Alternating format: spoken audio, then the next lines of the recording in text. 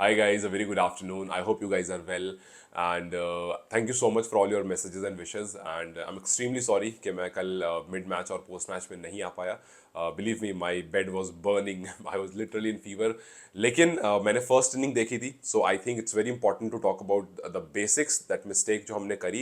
And मैंने आज सुबह उठ करके सेकंड इनिंग्स की हाईलाइट भी देखी and I did scroll over social media to understand what happened in the second inning so that मैं इसके बारे में थोड़ा अच्छे से बात कर पाऊँ. और कहीं पर कुछ 19-20 हो तो मुझे प्लीज कमेंट में बता देना. लेकिन there had been some serious damage, there had been some serious mistakes जो लगातार हो रही हैं and that's the reason I have written here कि Nepal ODI story continues. ODI की स्टोरी हमारी वही थी और ऐसा लग रहा है अभी तक वही है. हम कुछ नया नहीं कर रहे हैं बट कुछ बेसिक्स है जो शायद हम पहले बेहतर करते थे लेकिन अब हम उसमें भी पीछे जा रहे हैं. And that is what happens when you are under pressure. आप देखो, सबसे पहले let's talk from the very beginning. सबसे पहले आप पहले गेंदबाजी करने का मौका पाते हो, आपके हाथ में बॉल है, ओवरकास्ट कंडीशन है, सब कुछ बेहतरीन लगता है कि यार जब करण किसी की बॉल आती है, जब वो मूव करती है शुरुआत में, तो आपको लगता है कि आप भाई हेल्प मिलने वाली है. Because even even Andrew was talking कि आज ओवरकास्ट है, बहुत क्लियर दिख नहीं रहा है, बिल्कुल बादल हुआ पड़ा है, आपको मौका मिलेगा, आपको अच्छी वेरिएशन मिलेगी, लेकिन to get that you have to be more discipline. आपको मैं फास्ट बॉलिंग का थोड़ा सा बेसिक बताना चाहूंगा. आई एम श्योर कि आप में से बहुत को पता होगा, जिसको नहीं पता होगा उनके लिए, कि जब भी ऐसी कंडीशन होती है जहां पर पेसर्स को हेल्प मिल रही होती है पिच से, तो उसको कुछ नहीं करना होता है, बस अपनी लाइन पकड़नी होती है. आपको उस टाइम पर लाइन में वेरिएशन नहीं करनी, सॉरी लेंथ में वेरिएशन नहीं करनी होती. अगर आप अपनी लेंथ में वेरिएशन करने आ जाओगे तो इसका मतलब है कि आप बैटर्स को परेशान नहीं कर पा रहे, आप बैटर्स को डिसीव नहीं कर पा रहे हो. और कल यही मिस्टेक हुई. जो हमें कल विकेट भी मिला शुरू में गुलशन की तरफ से, वो विकेट पिच की हेल्प से नहीं मिला, वो विकेट बस you were lucky enough and आपका रिफ्लेक्स बहुत अच्छा था, इसलिए आपने नीचे डाउन होकर के वो कैच ले लिया. But it was not something जो आप जो अपनी स्विंग से बॉलर को परेशान करते हो. और कल हमें एक चीज और समझ में आ गई कि अगर आपके पास कारण केसी नहीं है तो आप एक्सपोज हो जाओगे. हमने देखा सोमपाल कामी, कहीं ना कहीं ऐसा लगा, चाहे तो उनको समझ में आ गया था भाई कि मैं ही हूँ शुरुआत में, कारण नहीं है साथ में अभी, तो maybe he started using variation. There was no point of throwing the ball down the leg side. आप वहां पर अपनी गुड लेंथ पर बॉल रख करके उनको निक कराने की कोशिश कर सकते थे. और ओडीआईज और टी20 में यही फर्क होता है.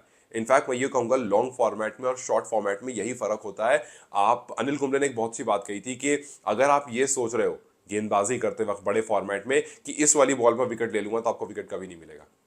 आपको बैटर्स बैटर्स को डिसीव करना होता है, आपको उनको परेशान करके धोखा देना होता है. And that is how you get your wicket. ऐसा नहीं होता कि आप सोचोगे अच्छा ये बॉल करने जा रहा हूं, इस पर विकेट. वो गली क्रिकेट का खेल होता है जहां हम कहते हैं कि इस बॉल में बोल्ड कर दूंगा, या वो ईगो वाला गेम होता है. वो स्मार्ट क्रिकेट नहीं होती. अगर आपको ऐसी क्रिकेट खेलनी है इन कंडीशंस में, तो आप एक बॉल पर नहीं, आप एक दो तीन, हम क्यों अक्सर कहते हैं कि देखो उसने कैसा फंसा लिया.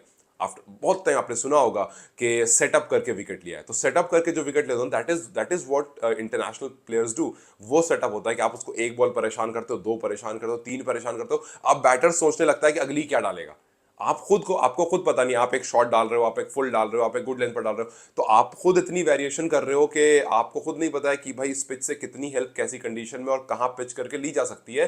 And that is what something जिसमें कल आप बहुत बुरी तरह फेल हुए हो. आई नो कि हमने रोहित मतलब आप में से ही बहुत लोगों ने, या मैंने भी रोहित पौडेल के बारे में बहुत बात की और करूंगा मैं अभी भी, लेकिन उससे पहले ये जो कुछ कंडीशन थी, जो आपने शुरू के 15 ओवर में हेल्प लेनी थी, वो आप नहीं ले पाए. उसके बाद we can come to Rohit Paudel, या फिर उसके बाद आप दो डिसमिसल के बारे में बात करूंगा मैं, which I wrote down as well. एक तो मुनांक पटेल का और एक कृष्णमूर्ति का. अगर आपने मुनांक पटेल और कृष्णमूर्ति का डिसमिसल देखा होगा, आपने नोटिस करा होगा कि वो फ्लाइटेड डिलीवरी आती है, ऐसे झूलती हुई बॉल आती है, और वहां पर वो इम्पेशेंट हो जाते हैं. और ये अक्सर होता है, बैटर्स का अक्सर होता है कि उनको जब भी ऐसी कोई लॉलीपॉप सी बॉल मिलती है, इंडिया के में उसको लॉलीपॉप कहते हैं काफी, ये झूलती हुई बॉल मिलती है, फ्लाइटेड डिलीवरी मिलती है, तो आप सोचते हो कि यार अगर आप तक सही पहुंचती है, आप उसको मारने का सोचते हो. वही हुआ, कृष्णमूर्ति मारने गए लेकिन मतलब वो आउट हो गया. फिर उसके बाद सेम आपने मुनांक पटेल को भी देखा होगा, वैसे ही वो मारने गए, वो पूरा पूरा कंप्लीट नहीं कर पाते हैं शॉट, वो आउट जाते हैं. लेकिन उसके बाद मोर और लेस द सेम शॉट मुकम्मला खेलते हैं. लेकिन उनको पता थी कि वो बॉल कैसी आ रही है, उनको पता थी झूलती बॉल आ रही है, उन्होंने उस पर ताकत ना लगाकर हल्का सा उसको दिशा दिखा दी, वो बॉल चली गई 4 रन. और सेम मतलब लामिशानी ने वही सेम, सॉरी कुशल पटेल ने वही सेम बॉल डाली जिस पर विकेट मिला, और वही सेम बॉल डाली जिस पर वो चौका खा गया, क्योंकि बैट्समैन को आप दोबारा डिसीव नहीं कर पाए. ठीक है, सो ये तो बॉलर्स की मिस्टेक थी. लेकिन हम क्यों कप्तान की मिस्टेक की तरफ बार बार आते हैं, वो इसलिए क्योंकि काफी बार ऐसा होता है कि रोहित पौडेल जो है वो कब किसको यूज करेंगे ये पता नहीं चलता। दीपेंद्र सिंह आयरी को आपको यूज करना था जहां पर आपके लेफ्ट हैंड बैटर लगातार खेल रहे थे, वहां पर हमको यूज कर सकते थे, लेकिन उसके साथ साथ आपके पास एक गेंदबाज जो आज के दिन में अच्छी बॉलिंग कर रहा है, दैट इज कुशल मल्ला, आप उसका ओवर कंप्लीट नहीं कराते हो। यार आप एक चीज समझो कि गुलशन माना आपको विकेट लेकर दिया, लेकिन भाई एक तो स्टार्टिंग में उसने दिया, अब देखो रन्स कितने खा रहा है वो बैटर्स को उस कॉन्फिडेंट लेवल पर जाने दे रहा है जहां पर उसको चाहिए। आप संदीप लमेशाने को बीच में से हटा देते हो, जहां पर प्रेशर बनाना है, जहां पर नया बैटर आया है वहां पर संदीप से लगातार बॉलिंग करवानी है, वहां पर संदीप को चेंज कर देते हो। So there is one major concern about Rohit के ओडीआईज में बॉलर को किस तरह से रोटेट करना है, शायद इसमें रोहित थोड़ा सा फेल हो जाते हैं। कल आई नो के मैं उस कंडीशन में नहीं था कि आके बात कर पाऊँ, लेकिन मैं लेट करके और लैपटॉप अपने सामने रख करके मैं देख रहा था, और कुछ चीजें I did dodge off a couple of times, एक आध बार आंख लग गई या फीवर ज्यादा हो गया, बट मैं इस चीज को नोटिस कर रहा था 2-3 बार बीच में कि यार आपने ये चेंज क्यों किया, यहाँ पर बॉलिंग चेंज की जरूरत नहीं थी। मतलब ये बहुत ऑब्वियस सी चीज दिख रही है कि यहाँ पर बॉलिंग चेंज की जरूरत नहीं थी, यहाँ पर संदीप को थोड़ा और कंटिन्यू कराना था, क्योंकि यहां पर प्रेशर बन सकता था। यहां पर अगर आपको एक आध विकेट मिल जाती तो रन आगे नहीं आते। 20-30 रन या 40 रन जो है वो बिल्कुल फालतू इसलिए गया बिकॉज आपने सही टाइम पर सही बॉलर को कंटिन्यू नहीं करा। एक कुशल मला जो आपको वो प्रेशर बना करके दे रहा था, उस प्रेशर को आपने पता नहीं क्यों नहीं उतना कंटिन्यू करा, उसको दोबारा यूज नहीं करा। और एक इंसान जो आपको काफी बार क्लच सिचुएशन में विकेट लेकर के दे देता है, उससे आपने ज्यादा बॉलिंग नहीं कराई। सो बॉलिंग में जो बॉलिंग चेंजेस हुए हैं वहां पर यस देयर आर क्वेश्चंस जो शायद रोहित से बिल्कुल पूछने वाले हैं, और and that is the main reason कि आपने यूएस को एक अपर हैंड दे दिया। सबसे पहले ओवरकास्ट कंडीशन को आप यूज नहीं कर पाए, उसके बाद दूसरी चीज ये रही कि जब आपको अपने बॉलर्स को अच्छे से रोटेट करना था मिडिल ओवर्स में, वहां पर आप एक बार फिर से फेल हो गए, जो हमने पहले भी देखा है। Then comes to batting side.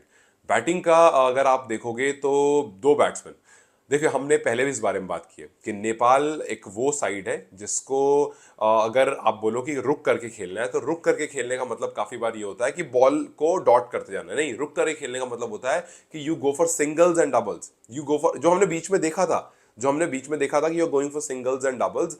But आज हमने क्या देखा था कि कुशल बुडेल बहुत ज्यादा बॉल कंज्यूम कर रहे थे। वहीं अगर आप अनिल की तरफ देखो सबसे पहले बैटिंग में एक मेजर चीज होती है जो आपको पता होनी चाहिए कि भाई आप कौन से डाउन उतर रहे हो, कौन से ऑर्डर पर उतर रहे हो, और अगर आप कौन से ऑर्डर पर उतर रहे हो आपको पता है तो आपको अपना गेम पता होना चाहिए। अगर अनिल शाह को पता है या आसिफ को पता है और कुशल को पता है कि उनको टॉप ऑर्डर खेलना है, तो उनको पता है कि भाई अगर उनको शुरू में बैटिंग मिलेगी तो उनको तेज खेलना है। अगर उनको बहुत देर बाद बैटिंग मिलती है, लेट्स से कि विकेट नहीं गिरती, लेट्स से कि पहली विकेट आपकी गिरती है 120-130 पर, आप 20-22 ओवर पर आ जाते हो और उसके बाद अगला बैट्समैन आता है, तो उसको पता है कि भाई यहां से पहले गेम थोड़ा बिल्ड करना है और फिर मारना शुरू करना है। वहां पर आपको सीधा मारने नहीं जाना है, बिकॉज फील्ड बाहर है, फील्ड खुली हुई है, बाहर फील्ड है, आप सीधा मारने जाओगे, हो सकता है एज लगे और हो सकता है 1-2 विकेट गिर जाए, फिर टीम प्रेशर में आ जाए। तो वहां पर आप क्या करते हो, एक अच्छी ओपनिंग मिल गई है, आप वहां पर स्ट्राइक रोटेट करते हो, लूज बॉल को बाउंड्रीज मारते हो, और फिर उसके बाद धीरे धीरे बिल्ड करने के बाद आप इवेंचुअली उसको बड़े शॉट में लगाते हो, बिकॉज आप देखते हो लास्ट के 10-20 ओवर बच रहे हैं, हमारे पास विकेट अच्छी खासी है, फिर आप शॉट खेलने आते हो। ये 50 ओवर का बेसिक फॉर्मेट होता है। अब इस T20 नहीं है ना कि आपको 100 रन मिल गए पहले विकेट के लिए, फिर आप अगला बंदा है वो मारने जा रहा है कि अरे मारो मारो मारो, आगे बैट्समैन है ही, हमारे पास 5-6 ओवर बच रहे, अगर मैं आउट भी हो गया तो आगे वाला मार लेगा, वो आउट हो गया तो आगे वाला मार लेगा, 8 विकेट बच रही है, वो T20 का फॉर्मेट होता है। आप ओडीआईज में अगर आपको 110 पर 115 पर एक विकेट गिरती है तो वहां से आप रोकते हो, लेकिन यहां पर हम क्या देखने को मिलता है कि चाहे विकेट जल्दी गिरे या देर से गिरे, फॉर्मेट चेंज नहीं होता है, बैट्समैन का जो माइंडसेट है वो चेंज नहीं होता है। लास्ट में हमने जो देखा कि सोमपाल ने बहुत तेज रन किए या फिर दीपेंद्र आर्य ने कहा देखा छक्के मारे, तो उनका वो काम है, वो लास्ट में आकर के वही करेंगे। लेकिन जो मिडिल ओवर्स के बैटर है ना, देखो ना हमारी मिडिल ओवर्स में बॉलिंग अच्छी हो रही है, ना हमारी मिडिल ओवर्स में बैटिंग अच्छी हो रही है। कुल मिलाकर यही बात है कि जो मिडिल ओवर से बैटिंग करने आते हैं ऐसा लगता है उनको पता नहीं है कि भाई रोकना है कि मारना है कि क्या करना है। जब रोकना है तो वो पूरा रोकने लगते हैं, और जब मारना है तो वो पूरा मारने लगते हैं। मतलब ये कंसर्न एक है कंसर्न जो आई डोंट नो, चाहे तो रोहित पौडेल पास ऑन नहीं कर पा रहे हैं, और या तो रोहित पौडेल लॉन्ग फॉर्मेट के लिए इसको समझ नहीं पा रहे। And it's I think it's really a serious time जहां पर इसको बैठ के डिस्कस करने की जरूरत है कि can we change the captain, can we look at someone else, because Rohit Paudel के स्किल पर किसी को बहुत बड़ा शक नहीं है as a batsman, he is a tremendous batsman, और लॉन्ग फॉर्मेट है वो अच्छा भी खेलते हैं, एंकर रोल प्ले करते हैं, लेकिन शायद वो बॉलर्स को उतना अच्छे से यूटिलाइज नहीं कर पाते हैं लॉन्ग फॉर्मेट में, मतलब ओडीआईज में। और अगर ऐसा चलता रहेगा तो फिर हम जो टेस्ट नेशन की बात कर रहे थे ना, हम उससे 2 कदम और पीछे चले जाएंगे। तो बेहतर यह है कि हम पहले इस ओडीआई को अच्छे से समझ सके, पढ़ सके, और किसी ऐसे वो कैप्टन बनाए जो ओडीआई को समझ सकता है, जो ओडीआई में बॉलिंग चेंज कर सकता है। और अगर ऐसा हो सकता है तो फिर उसके बाद we can think of winning ODIs, going on top order, going on top of the table, बड़े मैचेस खेलना, या फिर उसके बारे में हम कुछ भी सोच सकते हैं। बट अभी इस मोमेंट पर the more ODI we are playing, यहाँ पर शायद हम उतने उसको यूटिलाइज नहीं कर पा रहे। सो ये कुछ बेसिक चेंजेस है, शायद मैंने बहुत ज़्यादा बात कर ली इस बारे में, लेकिन मुझे लगता है कि ये कुछ बेसिक चेंजेस है जो अगर टीम में होगा या अगर मैनेजमेंट सोचेगा तो शायद नेपाल के लिए कुछ प्रॉफिटेबल हो सकता है। नहीं तो ये थोड़ी सी कंडीशन ऐसी है जो बहुत ज़्यादा रिपीट हो रही है। लेट्स जस्ट सी कि आगे हम इसको कितना यूटिलाइज करते हैं, और क्या हम प्रैक्टिस में, क्या हम नेट्स में इस चीज़ को समझने की कोशिश करते हैं कि भाई मेरा बैटिंग का ऑर्डर क्या है। मैं अगर मिडिल ओवर्स में जाऊंगा तो मैं नेट्स में ज़्यादा सिंगल्स डबल्स की प्रैक्टिस करूँ, मतलब ग्राउंडेड खेलने की प्रैक्टिस करूँ जहाँ से मैं रन निकाल सकूँ। बिकॉज आप नेट्स में भी वैसे ही खेलते हो ना भाई, कि एक फील्डर आपका पॉइंट पर, एक फील्डर आपका कवर्स पे, आप बीच में से शॉट मारने की कोशिश करते हो। That's how you play in the nets. लेकिन I don't know, maybe preparation में, डिस्कशन में सॉरी, कोई इशू है जिससे रिजल्ट्स हमारे फेवर में नहीं आ पा रहा। खैर, अगर, sorry, if you guys think कि रोहित पौडेल इज समन जिसको एज अ बैट्समैन ज़्यादा प्रेफरेंस देनी चाहिए और एज अ कैप्टन हम शायद दूसरा ऑप्शन देखें, then do let me know. And how do you see this match, and do you think कि इसके अलावा और भी कुछ चीज़ें इस बारे में बात कर सकते हैं, तो मुझे कमेंट्स में ज़रूर बताओ। And then till then you guys take care, I see you very very soon. Bye bye guys.